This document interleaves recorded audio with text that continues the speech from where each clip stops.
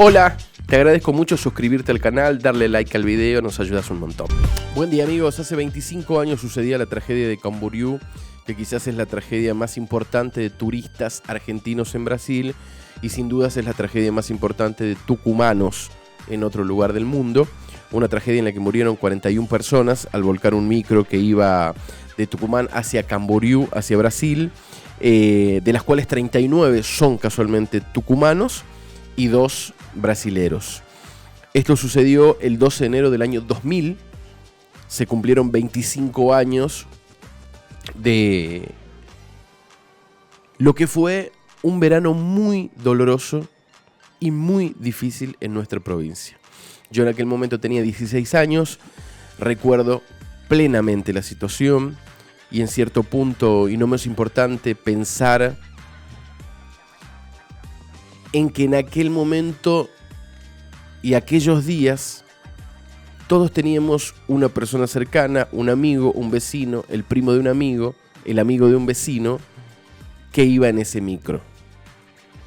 El famoso interno 18 de la empresa Jiménez Viajes. Y vamos a contar esta historia. Realmente es muy impactante ver el micro. Y vamos a contar esta historia en base a algunas crónicas que sucedieron en aquel momento, ¿no? Me voy a apoyar en artículos periodísticos y nos vamos a apoyar después en algunos videos ya de años más cercanos a los que estamos, en donde todavía se seguía recordando semejante tragedia. Insisto, una en la que perdieron la vida 41 personas, de las cuales 39 son tucumanos y 2 brasileros.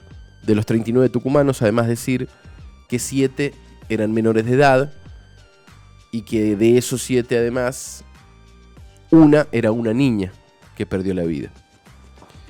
Empiezo leyendo una crónica mientras vemos imágenes del accidente y vemos cómo queda el micro casualmente que transportaba a los tucumanos de Jiménez Viajes, con una crónica de página 12 que dice: vacaciones al último círculo del infierno. Vacaciones al último círculo del infierno. El micro con 54 personas que había salido de Tucumán el domingo, poco antes de llegar a Camboriú, volcó y fue embestido por un ómnibus brasileño. Hubo 39 muertes argentinos, entre ellos 7 chicos y 2 brasileros. El motivo serían el camino difícil, el exceso de velocidad y la inestabilidad del coche, es decir, del colectivo. Y empezamos. Noche, niebla y un probable exceso de velocidad y la inestabilidad de un ómnibus de 2 pisos. Eso habría sido la combinación fatal que provocó primero el vuelco y luego el choque del micro argentino con 54 personas a bordo en la ruta del estado de Santa Catarina, en el sur de Brasil, unos 200 kilómetros antes de llegar al destino, la ciudad balnearia de Camboriú. Las autoridades brasileñas confirmaron que 41 personas murieron, 39 de ellas son turistas argentinos. Entre los fallecidos hay 7 menores, uno de ellos una nena de 1 año y 8 meses. Del contingente argentino hubo 18 sobrevivientes. Anoche, los 2 aviones Tango de la Presidencia de la Nación, el Tango 01 y el Tango 02, partieron hacia Brasil por orden del presidente Fernando de la Rúa, llevando un grupo de familiares de las víctimas. Algunos de ellos identificarán a sus parientes muertos, otros recogerán a los heridos, cuyo regreso está previsto para hoy. Otro avión de la Fuerza Aérea Brasileña trasladará los cadáveres por indicación del presidente Fernando Henrique Cardoso. El accidente se produjo a las 5:30 hora brasileña, 4:30 hora argentina, hora antes, cuando el ómnibus de la empresa Jiménez Viajes, proveniente de Tucumán, transitaba por la ruta 470 a la altura de Pozo Redondo, donde el camino tiene un recorrido sinuoso con bajadas y subidas, pues atraviesa una zona de morros y montañas. A esa hora la mayoría de los pasajeros estaban durmiendo. Los que pudieron despertarse se hallaron de pronto en medio del desastre, cuerpos tendidos que ya no se movían, algunos mutilados,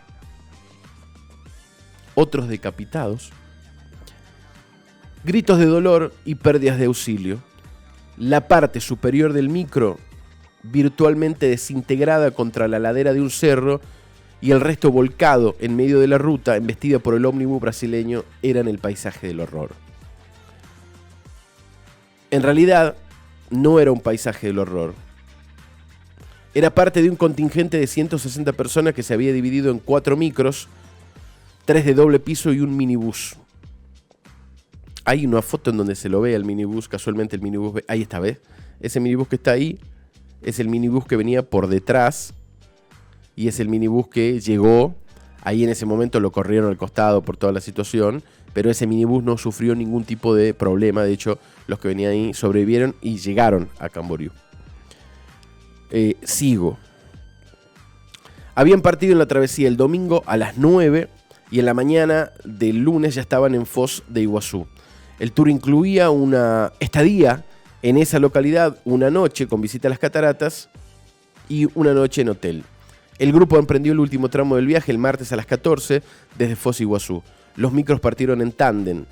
El protagonista de la tragedia, el interno 18, era el segundo de la fila. Detrás de él venía el minibús. Había un banco de niebla en el tramo de la ruta donde ocurrió el accidente, según coinciden varios testimonios. Según confirmó a Página 12 el oficial Yao Piñeiro de la Policía Caminera de Río do Sul, el puesto más cercano al lugar de la tragedia, en ese sector la ruta está señalizada con una indicación de máxima velocidad de 40 km por hora. Dice el oficial, es un tramo peligroso, muy sinuoso, con subidas y bajadas, con muchos tránsitos de camiones y donde se registran muchos accidentes, especialmente en la temporada de verano. El ministro de Transporte de Brasil, Eliseu Padinha, dijo que la carretera estaba en perfectas condiciones y además perfectamente señalizada. A la vez, confirmó que en el momento del accidente había allí un banco de niebla. Según pudo reconstruirle el policía, el micro argentino venía de subir una cuesta y al girar en una curva cerrada hacia la derecha perdió estabilidad, volcó y la parte superior dio contra la ladera del cerro y ahí se desprendió. Bueno, amigos, acá pongo una pausa y esto, por supuesto, es una crónica del momento que se publica al otro día. Después veremos, y con investigaciones, que el micro no llegó a chocar con la ladera. El micro volcó. Y cuando el micro volcó en una curva cerrada, vamos a hacerlo así, de este lado, vuelca. De este lado venía un micro brasilero que le arranca la parte de arriba. Y a ver, con este video voy a ser crudo, pero en realidad es lo que pasó y lo vamos a ver a través de una animación.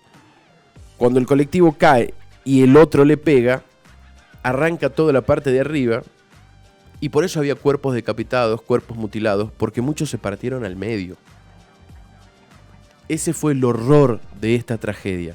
Vamos a ver la animación que hizo un programa, déjame que te diga, de Canal 8, que se emitía en el año 2015 con la conducción de Carolina Ponce León y la conducción de Soledad Iriarte, casualmente, que fue compañera nuestra en esta emisora. Vuelvo sobre lo mismo. El horror de esta tragedia tiene que ver con el choque, que no es un choque igual a otro, en donde, a ver, da vuelta uno, el otro se encuentran de frente y se pegan. Uno vuelca y el otro le arranca la parte de arriba. Miremoslo. El colectivo fue al chocar, fue al otro andén, cayó, no fue tanto el Ponle hecho pausa, de Lu. que el colectivo... Fíjate que en la animación vas a ver una diferencia de velocidad entre el micro que viene por la derecha y el micro que viene por la izquierda. El que viene por la derecha es el micro tucumano. ¿Y por qué se muestra en la animación un exceso de velocidad? Porque eso fue parte vital de la investigación. ¿A qué velocidad venía el chofer? Que después vamos a ver, el señor Jaime. Porque vuelca en una curva cerrada, lo que hace pensar que si vos volcás en una curva de ese tipo, la única manera es que vengas totalmente excedido de velocidad. Vamos a verlo. El hecho de que el colectivo cayera... Ahí cae, y el otro, mirá. Contra ahí el pavimento, le arranca sino la que pitita de vino arriba. otro coche y lo pasó por encima, pero pasó por encima de donde iban los pasajeros. Y sí. Vamos a verlo nuevo a ese Lu. Fíjense las diferencias de velocidades entre el micro que viene por la derecha, que es el micro tucumano, y por la izquierda, que es el micro de Brasil. Miren. Ahí lo pierde. Vuelca. Y le pega.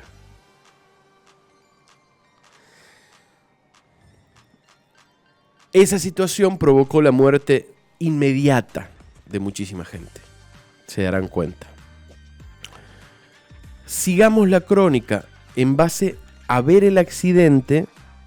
Vamos a ver que en la crónica, insisto, que todavía no se sabía nada y eran todas situaciones e informaciones de un día de distancia con una coyuntura informativa, periodística y demás, es que tenía otro tiempo. La información llegaba y se movía en otras velocidades a las que conocemos hoy. Eso es importante decir, ¿no? Sigo. ¿Dónde estaba? Acá.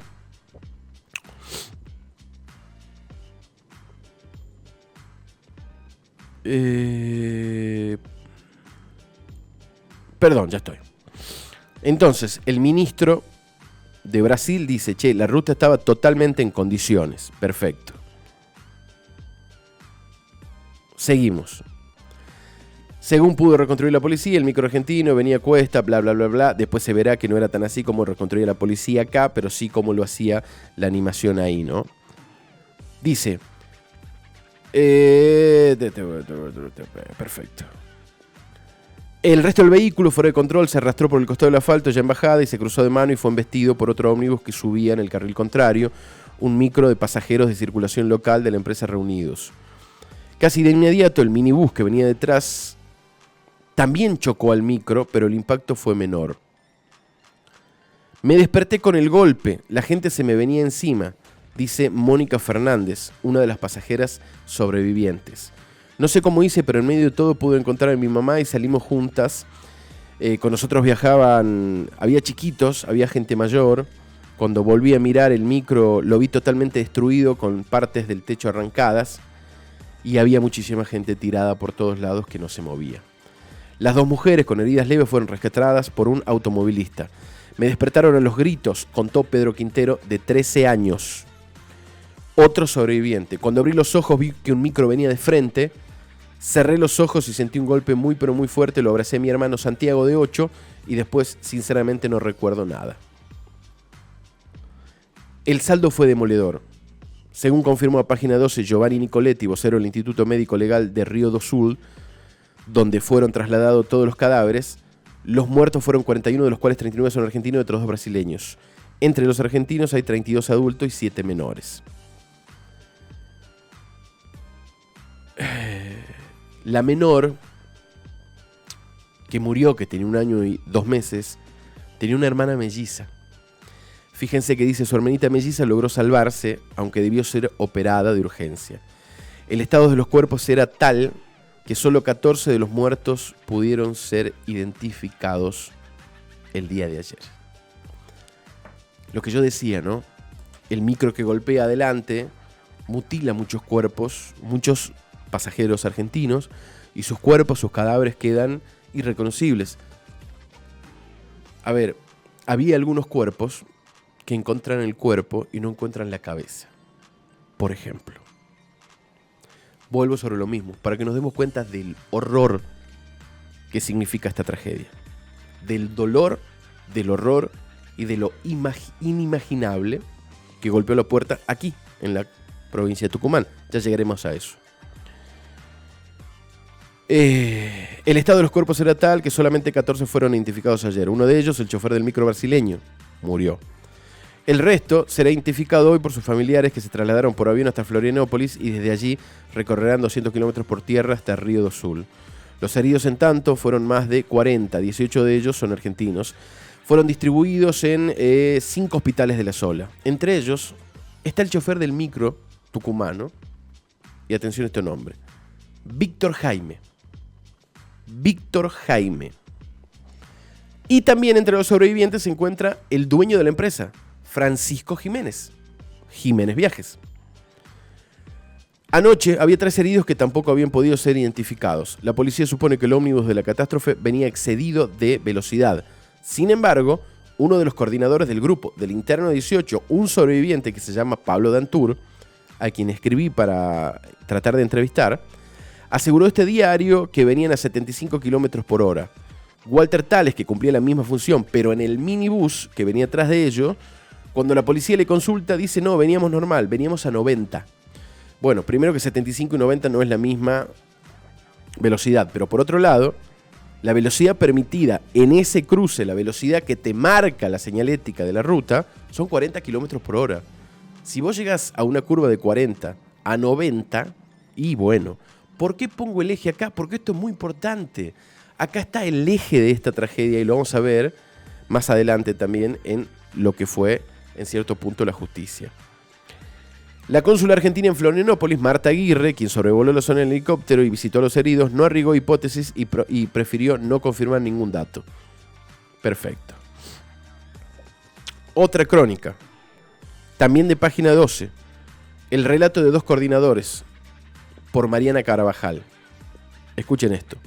Venía una curva muy cerrada, cuando terminamos de pasarla, teníamos un micro encima. Sentí un golpe y una explosión. Después no recuerdo más. Cuando me di cuenta, yo estaba tirado en el piso, yo estaba tirado arriba del parabrisas, con dolores en el pecho, con dolores en las piernas y alrededor. Todos los cuerpos estaban tirados alrededor mío. Fue realmente muy impactante, fue desastroso. El relato pertenece a Pablo Dantur, uno de los sobrevivientes de la tragedia ocurrida ayer a la madrugada en la ruta brasileña. Era coordinador de la empresa Jiménez Viajes en el fatídico colectivo 18. En el momento del accidente iba conversando con el conductor.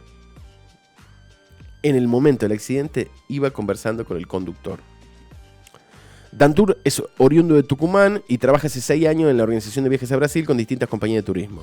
Ayer quedó internado en uno de los 5 hospitales a los que fueron trasladados los heridos junto a una pasajera, Dora Díaz.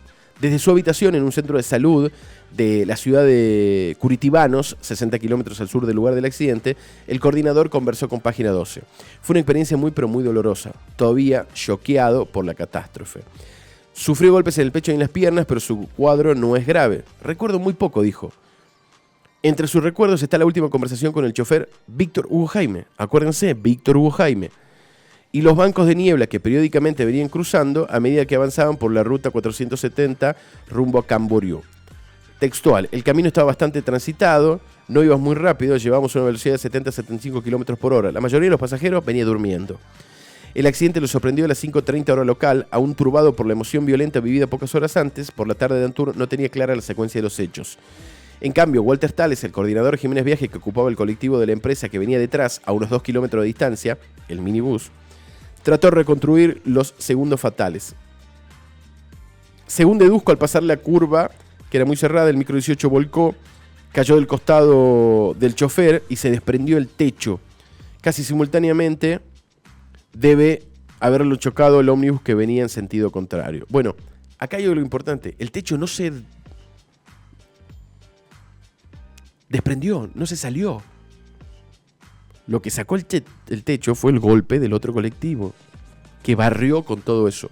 Porque lo que se creía es, le pegó a la montaña voló el techo, hizo que vuelque el colectivo y el otro lo chocó. No fue así. Volcó simplemente el colectivo. Esta tragedia, si no venía el colectivo de frente, era una tragedia que hubiese tenido heridos. A ver, no quiero arriesgar, algún muerto quizás, pero de ninguna manera hubiese tenido esta magnitud.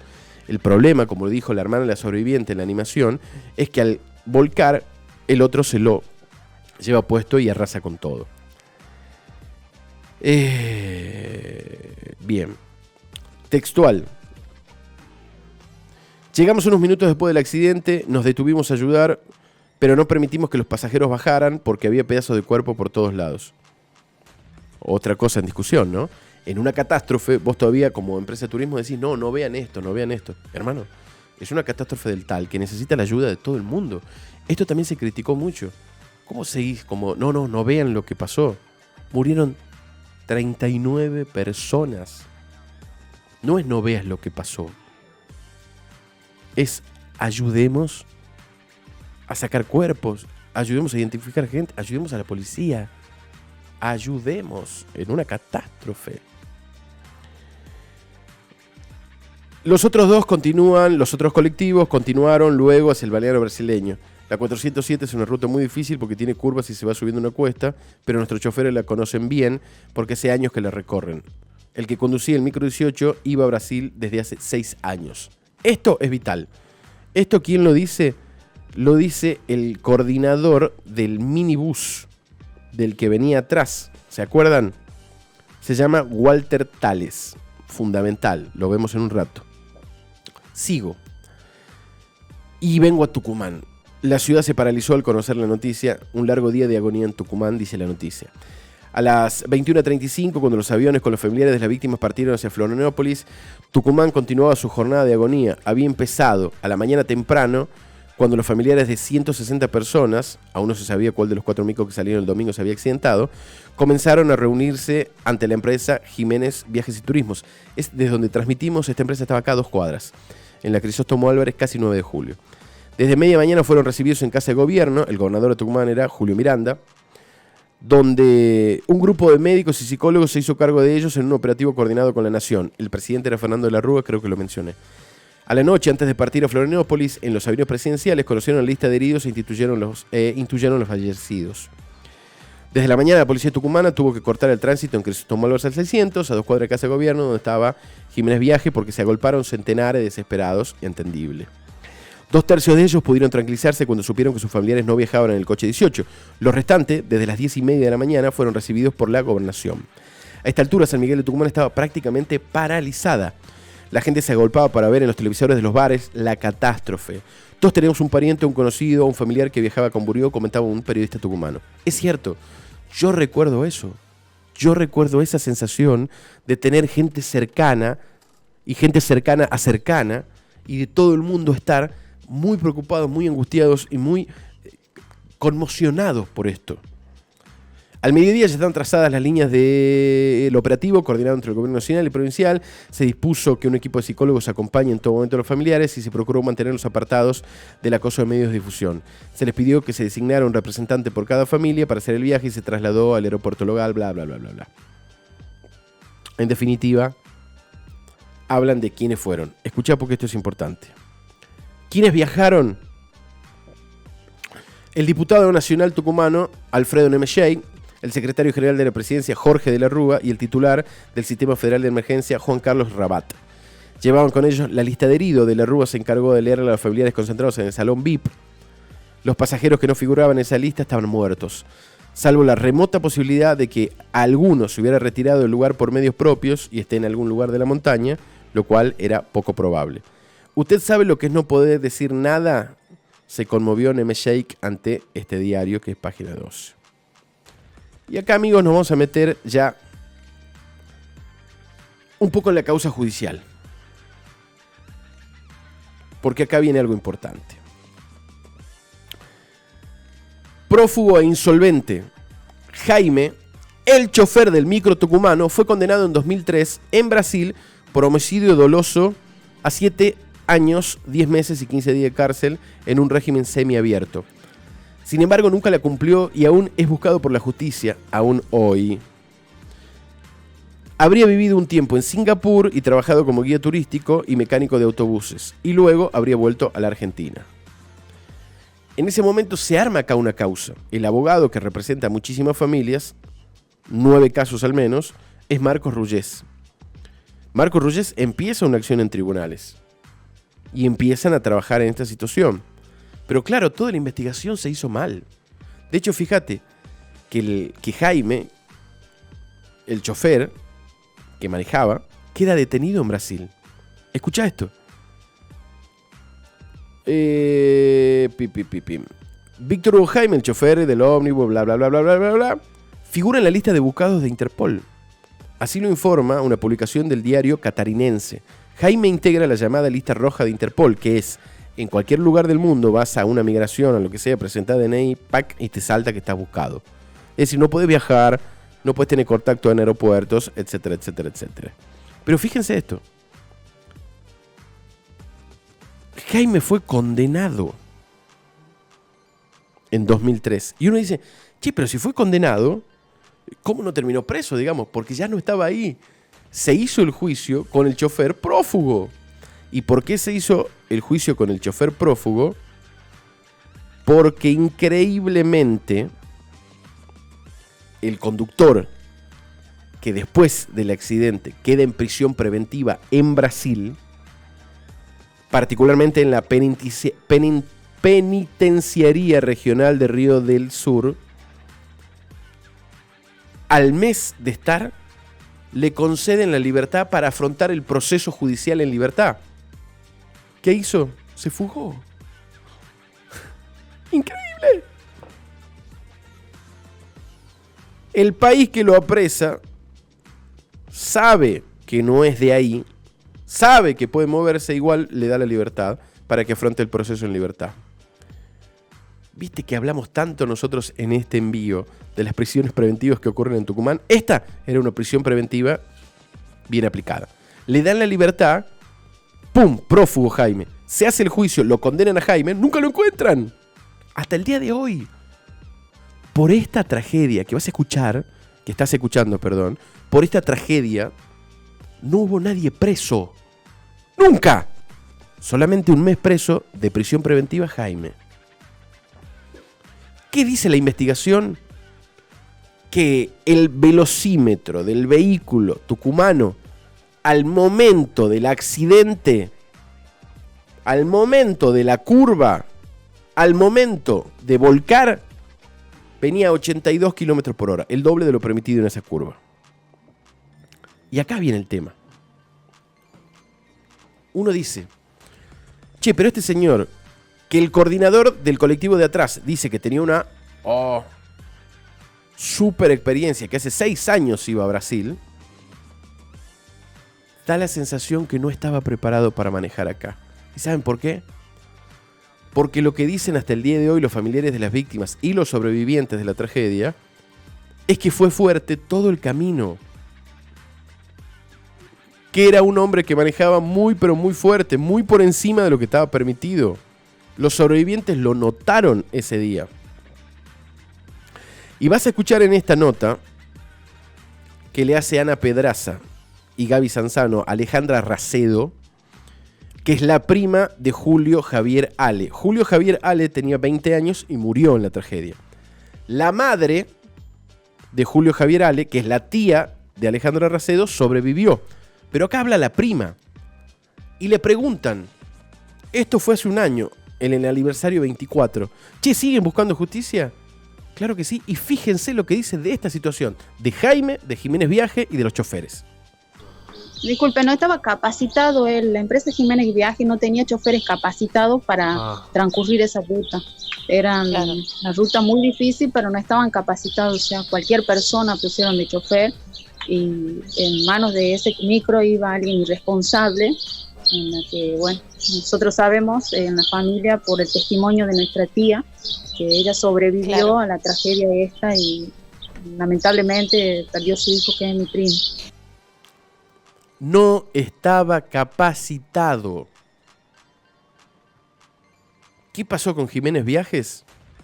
Bueno, primero, decir que Jiménez Viajes, previo a este viaje y a esta temporada de verano, estaba en concurso de acreedores. Es decir, había declarado la quiebra. El año anterior declara la quiebra, llama a concurso de acreedores y presenta un amparo en la justicia para que lo dejen trabajar ese verano. ¿Para qué? Para juntar plata y pagarle a la gente que le debía. La justicia los autoriza y trabaja en el verano. Pero la empresa, legal y teóricamente, estaba quebrada.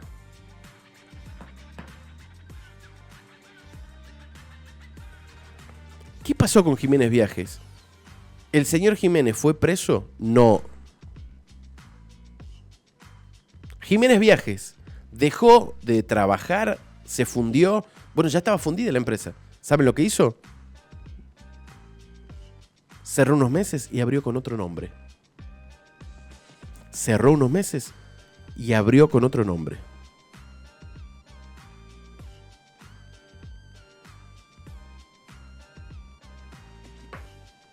Y entonces, jurídicamente, ¿qué pasó? ¿Por qué esta gente no cobró ningún seguro? Nadie le pagó un centavo. Al margen de que el dolor de un familiar perdido no tiene ningún tipo de precio, hay una acción de un Estado para con otro, del Estado argentino o del Estado brasileño. ¿Por qué no hubo nadie preso? Etcétera, etcétera. Vamos a escuchar a Marcos Ruggier, al abogado. Esta nota es del año 2015, se la hace Canal 8, en otro aniversario de la tragedia, creo que el aniversario 16, o 15, Y él, en cierto punto, se mete a la parte legal desde un lugar que tiene que ver con la responsabilidad en la Superintendencia de Seguros de la Nación. Escuchá. Yo estaba de vacaciones, abrí el diario y vi eso. No podía creer que fueran todos tucumanos. Inclusive había un amigo mío que estaba postulado para camarista civil, el doctor Gabelotti, que falleció ahí en ese accidente. Y muchísima otra gente, una cosa tremenda.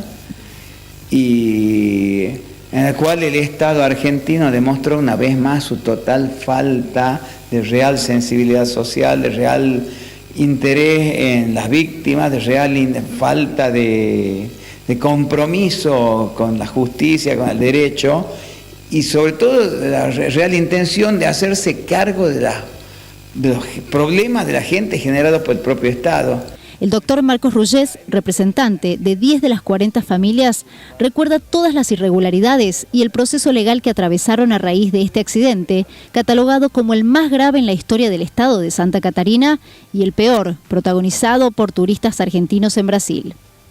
Es la indefensión ulterior, la falta de cobertura de seguro generada como consecuencia de normas dictadas por la Superintendencia de Seguro de la Nación Argentina, conforme a las cuales el seguro, que dentro del ámbito nacional, del ámbito territorial argentino, era de 12 millones de pesos, que en esa época 12 millones de pesos, como estaba el dólar 1 a 1, equivalían a 12 millones de dólares. Si uno lo multiplica ahora, sería realmente una cifra muy grande. Serían, no, con el dólar a 100, serían 1.500 millones de pesos más o menos el seguro. ¿Está? Un poco más también. Así que en esa época la cobertura que tenía dentro del territorio nacional era bastante importante, pero apenas pasaban Foz de Iguazú, o sea, pasaban de Puerto Iguazú a Foz de Iguazú, se convertía en prácticamente una ómnibus sin seguro, porque tenía un seguro de 200.000 pesos, en esa época $200.000, que dividido en 50 pasajeros era una cobertura de $4.000 por persona. 21 años después, todo parece haber quedado en la nada para las familias de las víctimas. Desde lo legal, se espera poder reclamar a la Cámara Federal de Tucumán un nuevo pronunciamiento en el cual se responsabilice a la Superintendencia de Seguros de la Nación, no por omisión, sino por acción, por el dictado de la resolución 21.523/92, apartado 1, inciso B, del anexo 1. Cuando ocurrió, pensé que no quedaba ya ninguna vía por hacer, digamos. Más allá de la Corte de la Nación y la Corte Interamericana de Derechos Humanos, pues sí, ya no hay nada. Repasando, esto hace poco tiempo, me ha surgido esto como una muy tenue luz de esperanza. Salvo eso, no queda absolutamente nada. Bueno, ese era Marcos Rullés, perdón, esto fue en el año 2021, la nota La Semana y Pacífico para Canal 8. Entonces, 39 tucumanos muertos, ningún preso, 39 tucumanos muertos, ningún seguro, 39 tucumanos muertos, ningún responsable. La tragedia de Camboriú es una tragedia impune. Y uno dice, no, pero lo juzgaron a Jaime, al chofer. ¿Por qué? Porque lo que se cree es que la imprudencia del chofer, la velocidad pasada en curva, hace como toda situación que vos entrás pasado en una curva, y sí, freno a tope, volantazo, vuelco. Pum, micro de frente. Y uno dice, che, ¿y el principal culpable? Y es el chofer. Bueno, podríamos ver si hay más y es una suma de responsabilidades, pero el chofer mínimamente fue condenado, pero estaba prófugo, nunca cumplió condena. Hasta el día de hoy, nadie sabe nada de la vida del señor Jaime. ¿Escuchaste? Hasta el día de hoy, nadie sabe nada de la vida del señor Víctor Hugo Jaime. Nada. Pero ves si no puede ser. No, sí.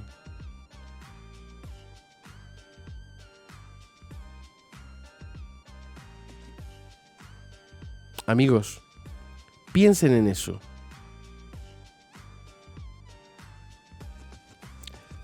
Piensen en una tragedia de esta magnitud y piénsenla como una tragedia impune.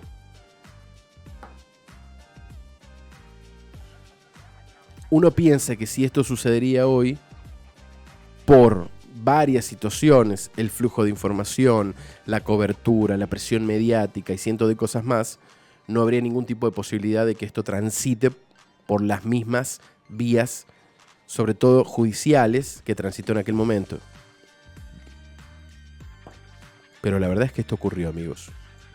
Y es así que estamos en el aniversario número 25 de la tragedia de Camboriú, donde perdieron la vida 39 tucumanos, y estamos hablando de que 25 años después seguimos esperando a ver si la Cámara Federal de Tucumán señala como responsable a la Superintendencia de Seguros de la Nación.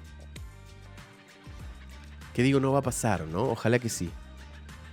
25 años después no hay un condenado, o en realidad hay un condenado que está prófugo y nunca cumplió la condena, no fue preso nadie, etcétera, etcétera, etcétera. Y la gente de Jiménez Viajes siguieron laburando, siguieron trabajando. Es vital hacer el ejercicio de memoria con una de las tragedias más importantes de la historia de Tucumán, que es esta, la tragedia de Camboriú. Si llegaron hasta acá, le dan me gusta al video, se suscriben al canal, agradecemos un montón. Buen día para todos.